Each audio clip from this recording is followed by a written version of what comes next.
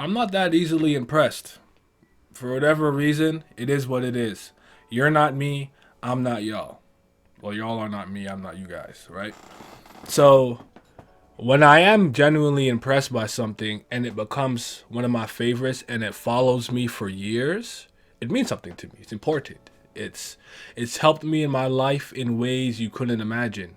Whether that's escapism, I'm having a bad day, but hey, this One Piece chapter, Tower of God chapter comes out, or this next installment of this game comes out, and I could at least escape from the real world pressures while I'm experiencing this narrative, whether I'm playing or reading or watching something, right? Some of these things have followed me through many phases of life. Like when I started One Piece, I was a child. Then I was a preteen, a teenager, a young adult. I'm a grown ass man today. It's followed me through many phases of life. So these things have a lot of meaning in my life. I'm not editing this. This is gonna be one take. I'm just gonna keep talking and going. And this rant has to do with this kind of how I'm why and how I can be so harsh on something that I like so much. And the reason is because I expect better. Because I've seen better. Let's talk about it. A little something like eeny, meeny, right from the beginning. Smoke a little pack, but the pack never timid. Church, but I'm seeing it. Curse when I'm winning. She need a new back. When it's back, I'ma bend it. Slap up some guinea, ask me to hit it. Watch a nigga black slippery yak, I'ma quit it. Swerve in the Benzie, perfume is Fendi. Bob and move fast, real fast like I'm Ricky. That's 'cause I'm pretty, came from the dirt. Shoving up a nigga can't handle the work. Ooh, y'all, swing with it first. Young white girl like a rambo.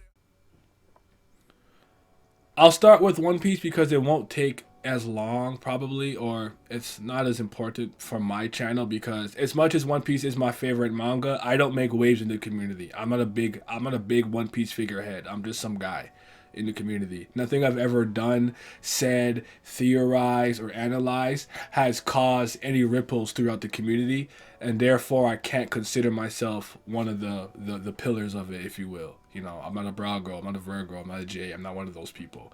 I also don't really get into a lot of the very enticing, juicy debacles with like the Sanji and Zoro and the power scaling, and like that's just not my thing, and I don't want my channel to become like other channels when it comes to One Piece. I want it to be somewhere we don't have to focus and talk about combat all the time. It is what it is. That's what I want for my channel. That's why I do things like ranking the One Piece series and things of that nature. Combat is fine, power scaling is important, but I think our community is over obsessed with it, and I think our conversations have gone stale. But something kind of broke within me during chapter 1030, and I'm trying to fix it, but it seems like this is a mend that's gonna take some time, or it's not gonna be quite easy for me. I think he really just completely destroyed some of the hopes and dreams and stakes that I thought would be available to me in Wano, in ways that some arcs have done it. I know Oda has a tendency to be pretty formulaic in certain aspects, but he does deviate enough times that I'm constantly on my toes to know if this is the arc or this is the moment where, yeah, he usually does A, B, C, but there was those two times he went A, B back to A, or A, B, Z. I don't know. Like he differentiated how something happened. Like, you know, we took down the big bad in Thriller Bark, and there was still Bartholomew Mukuma, and Luffy's still unconscious. Zoro and Sanji are the one trying to handle this, and Zoro takes the pain, yada yada yada. Like, even the way the arcs end isn't necessarily the same.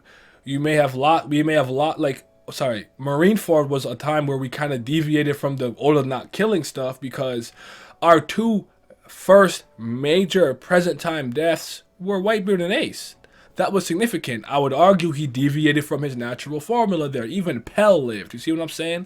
So I really did expect him to do that with Wano, with the first true Yonko we were going up against. I thought that like he was going to expose and show us the true dangers of a Yonko. Understand that I have not seen the Four Emperors in the same light, in the same vein as the majority of the community, because I believe in perception versus reality when it comes to One Piece. I used to call it broken telephone until Kitty and Dean Dragon, I believe, commented on one of my videos once, and he made it very clear. I'm like, yeah. Like people not knowing what devil fruits are, and East Blue, well, it's real, and then it becoming common in the Grand Line, and then Luffy being like, yo, if a talking alligator is making you trip out on Whole Cake Island, like, what have we been doing this whole adventure? Like, ish is weird out here. Stuff just be happening. It's not, you know? So I understand that people thought Luffy was like 8 feet tall. Like I can't believe everything that's reverberating through the One Piece chit chatter because not everybody actually knows what they're talking about. And big news Morgans, big cap Morgans, he be capping in the newspaper. You can't always trust what he's putting in there. So a lot of the information that's disseminated onto the masses might be untrue. So for me to think that yeah, Oda is overhyping the young cult to some degree, and I'm going to finally get to experience through the Four Emperor arc the peeling back of that veil. Yeah, so I didn't hold certain characters into the same stratosphere as some of the community is. I understand that I see that differently. The reason why I brought that up, actually, why did I bring that up? Oh, sorry. My brain sometimes, I swear, I'm so old, man. The reason that I brought that up is that like understand that we may not have the same perspective and point of view when it comes to certain things in One Piece. So you might think Kaido was supposed to be the greatest, strongest thing ever, ever, ever, and I'm like, this arc will reveal what is true and what is not true. So but I did expect him to kind of clean when he bashed Kinemon and stabbed him. Thought he was gone. I thought the Okiku, the way she went out, Conjuro, all that stuff. I'm like, okay, yeah. And them all being alive to me just did something. I don't know, man. It's made it really hard for me to enjoy some of the recent chapters and understand that I am not a meathead. I do not even need a punch to be thrown to enjoy a narrative. Okay, I don't need that. I like action sequences that are well done and are good, are a good treat, and I appreciate them, but I don't require it to enjoy what I'm experiencing. But this is a war arc, and I'm very dissatisfied with the combat. I don't like it. It's not good enough. Even with this last Sanji stuff and Zoro, like this is not enough for me. Zoro's super analytic brain blast, like Simi said, like head ass, trying to connect all of these things. Like, okay, you smart guy, I don't know where you came from, but cool, right?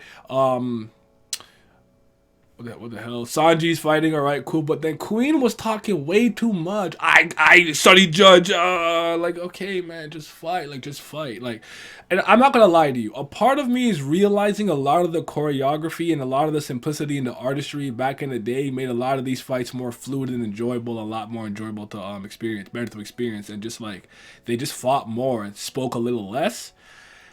And I just kind of want a little bit of return to form, especially for an arc like Wano, for a moment like this. Like, let these fights be epic. Let this fight with Zoro and King be truly epic. I hope it goes to the next level now that Zoro's unlocked his Conqueror's Haki. Let this moment with Queen and Sanji be epic. I don't think Queen's down for the count, so I hope that Sanji, whatever, and Queen has some other hybrid cool thing he can do, machinery, cyborg, yada yada.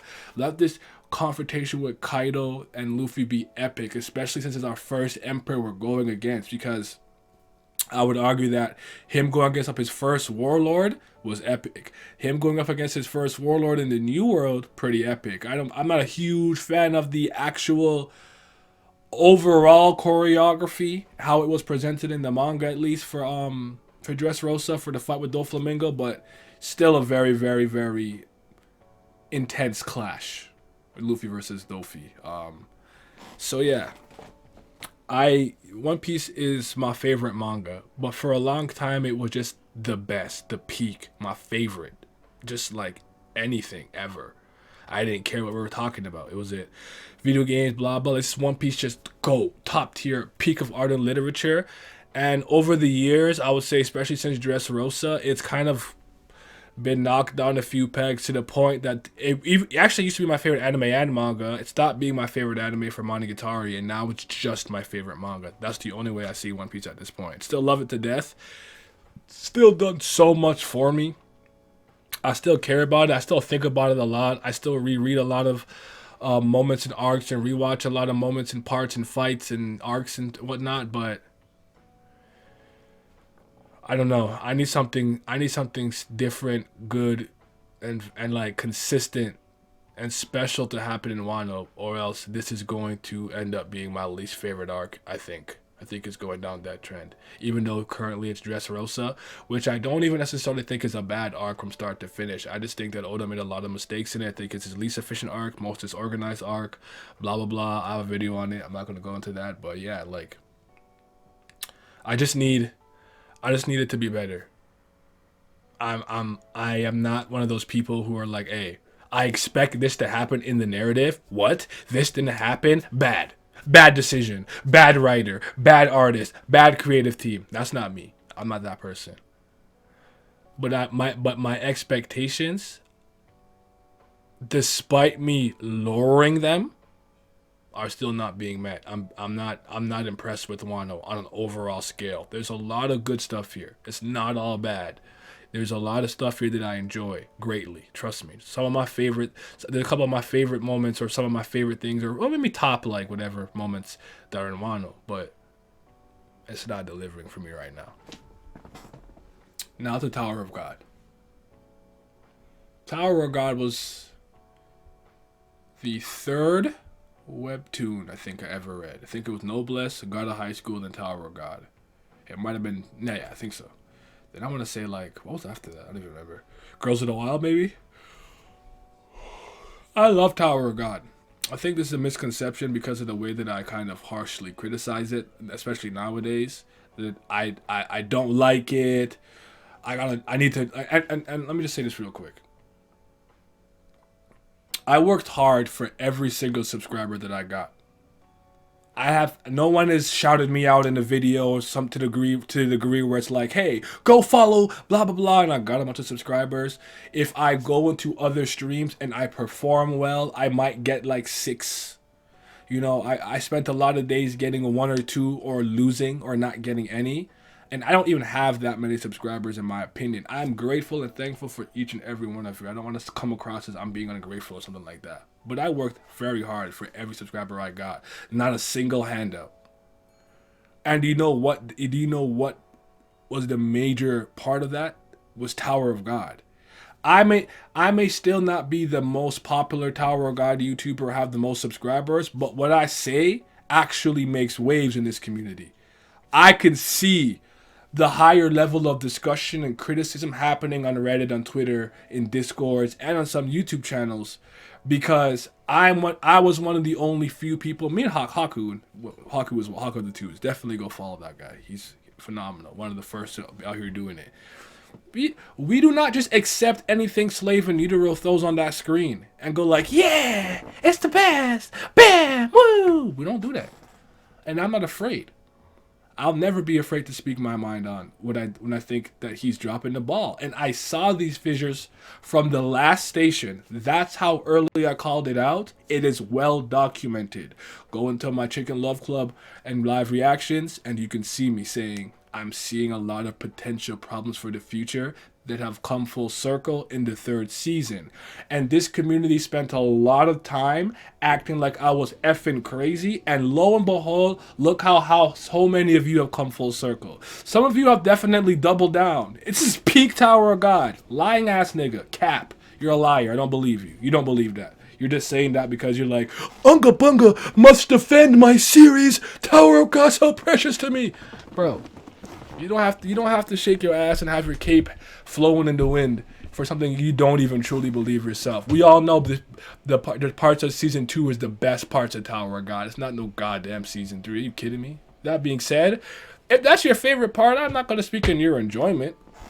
But don't ever call that peak Tower of God. You lying. Just say it's my favorite part for whatever reason. I like the fights or the art, or I don't like white, and white getting packed is great. So, you know what I'm saying? But still, this is still coming from a place of love, and people telling me to drop this series is annoying me. I'm not dropping it. My YouTube success comes from this series, comes from Tower of God. I wish I could put out any video and anybody would watch it. It's not the case. But if I put out a Tower of God video, people's level of interest is higher off rip. And I could hit like 1K, which is good for me and my channel. Yeah, it's a business-oriented train of thought, and I'm going to keep it because it puts extra money in my pocket. So I'm not dropping Tower of God.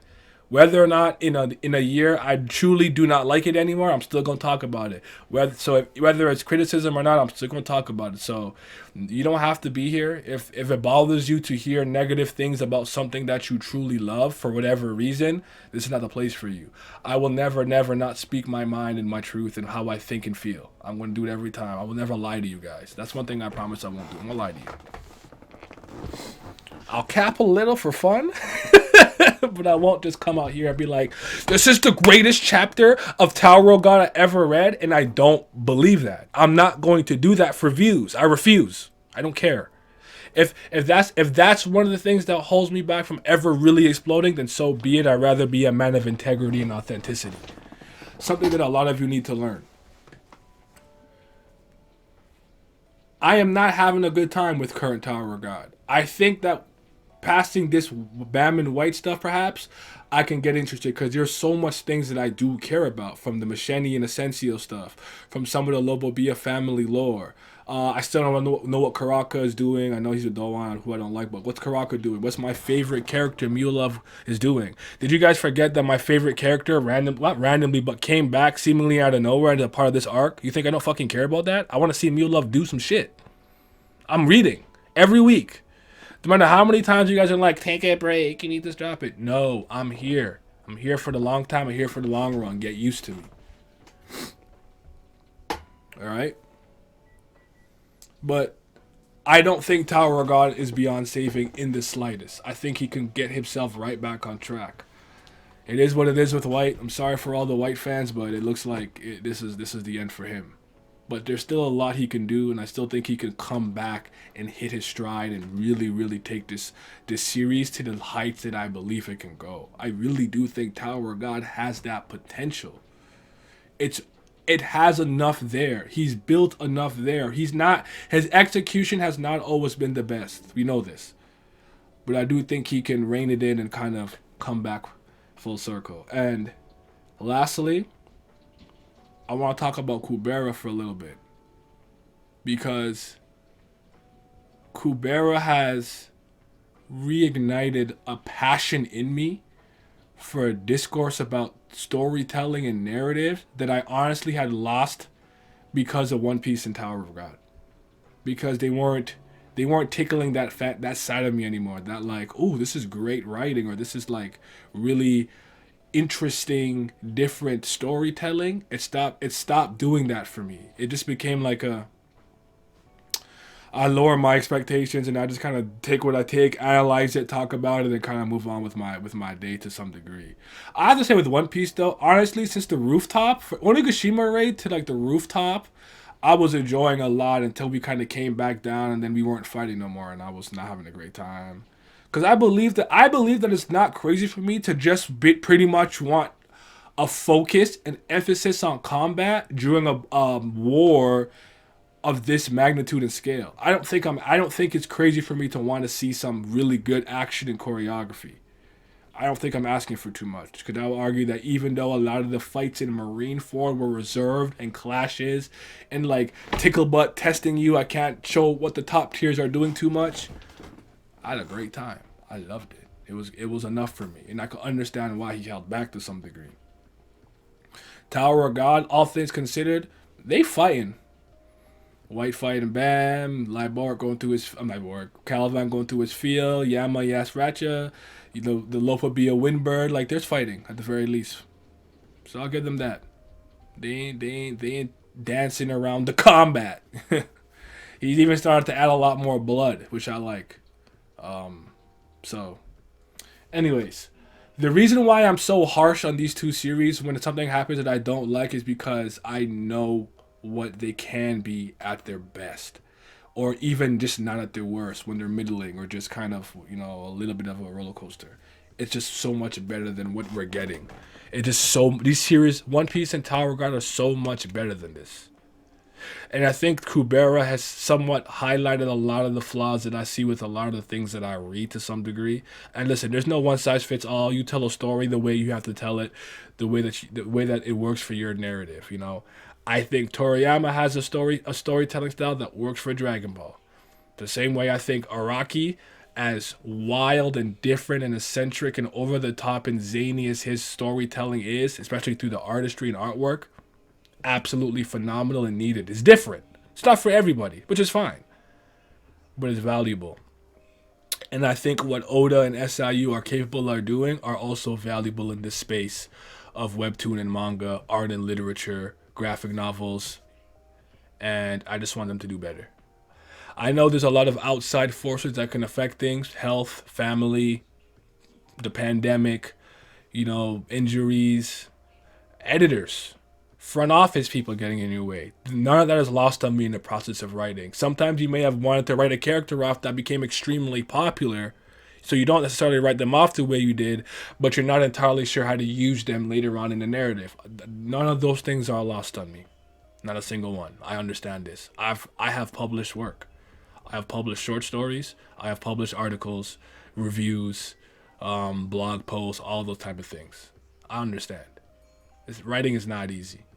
I can't even draw, so I can't even speak on the artistry part. I have done a lot of studying, reading into it. I have followed and shadowed people who worked on projects and who are graphic designers, graphic novel designers, graphic designers and whatnot. So I've done my best to research and get an insight into a lot of these things. But yeah, I'm passionate about Tower of God. I'm passionate about One Piece. I'm actually getting passionate about Kubera and everything too. So like, sometimes don't take that like harshness and like dismissive, like this chapter was whatever, as like the wrong way. Like, oh, like it's not always that. It's just I really expect better, and I would like to see them do better. So I think I'm at the point now where I'm not even ranting, I'm just rambling. So I'm gonna wrap it up here. If you actually sat through all of this, whatever this was, I appreciate it. So therapeutic for me for a little bit. I wanted to get this off my chest. I don't want to stop covering One Piece. I don't want to stop covering Tower of God. Tower of God, you have to understand, is what makes my channel, with whatever small number of people that I have here. Grateful for all of you, and we're growing much more than we have since mid-October. I'm grateful for all of you, but Tower of God is what makes this channel successful. If I just rebrand out of nowhere, I don't know if that will happen. I really don't.